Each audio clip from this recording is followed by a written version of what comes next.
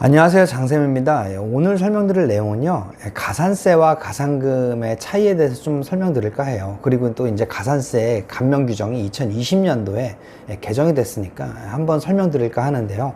가산세랑 가산금을 그냥 얼핏 들으면은 비슷한 얘기 같잖아요.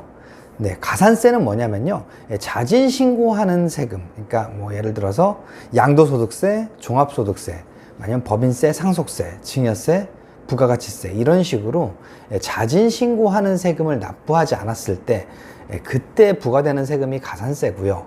근데 이제 이런 가산세는요, 무신고 가산세, 그러니까 신고를 아예 하지 않았다라고 했을 때는 나중에 신고하면은 20%의 가산세가 붙습니다. 그리고 과소신고 가산세는요, 내가 하기는 했는데 뭔가 잘못했을 때, 이제 과소하게 신고했을 때 그 미납된 세금의 10%의 가산세를 부과합니다. 근데 이제는 이런 가산세는요, 감면이 있습니다.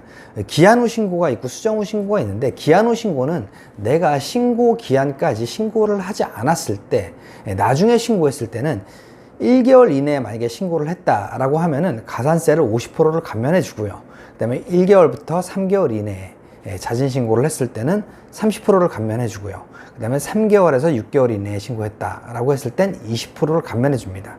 그리고 수정 신고는요, 내가 하기는 했으나 과소 신고했을 때 그땐 1개월 이내 90%, 1에서 3개월은 75%, 3개월에서 6개월 이내는 50%, 그 다음에 6개월에서 1년은 30%, 그 다음에 20%, 10% 이런 식으로 되는데요. 예전에는 이게 더 되게 빡빡했는데 좀 구간을 세분화해 가지고 가산세 감면을 좀 늘려놨다라고 보시면 될 것 같아요. 이제 뭐 자진 신고하는 거를 장려하기 위해서겠죠. 근데 다만 여기서 주의하실 점은요, 내가 스스로 자진 신고를 기한이 넘었지만 일정 기간 내에 했을 때 감면을 해주는 거지, 세무서나 국세청이 연락이 와가지고 그 사람들이 결정 고지를 했을 때는요, 그때는 감면을 하지 않습니다. 예를 들어서 내가 탈세를 했어요. 탈세를 했는데 그냥 아예 신고를 안 한 거죠. 신고를 안 했는데 뭐 5개월 있다가 세무서에서 연락이 와가지고 그거를 내가 신고를 하게 된 거예요. 그랬을 때는 이 가산세 감면 20% 이걸 받을 수 없다라고 알고 계시면 될 것 같아요. 그리고 가산금은 뭐냐면요, 아까 제가 가산세는 스스로 자진 납부하는 세금에 대해서 부과하는 세금이라고 그랬잖아요. 가산금은 내가 신고하는 게 아니라 국가가 저한테 고지서를 보내주는 것들, 그런 거에 대해서 제때 납부하지 않았을 때 붙는 게 가산금이고요. 예를 들면 재산세나 자동차세를 예를 들 수 있을 것 같아요.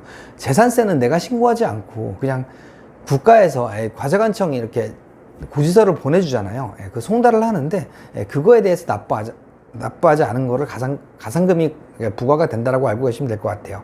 근데 이 가산금은 가산세와 달리 뭐 감면이 없습니다. 왜냐면 내가 자진해가지고 뭐 신고하고 이런 과정이 없기 때문에 감면이 없고요. 다만 납부기한 내에 납부하지 않으면요, 우선 기본적으로 3%의 가산금이 붙습니다. 그리고 만약에 그 이후에도, 그러니까 첫 번째 부과된 그 세금을 납부하지 않아서 이제 다시 했는데 이제 3%가 붙은 상태에서 그것도 제때 납부하지 않았다라고 했을 땐 그 이후에 1개월마다 1.2%의 가산금이 추가적으로 붙는다라고 알고 계시면 될 것 같아요. 오늘은 가산세와 가산금에 대해서 좀 정리를 해봤고요.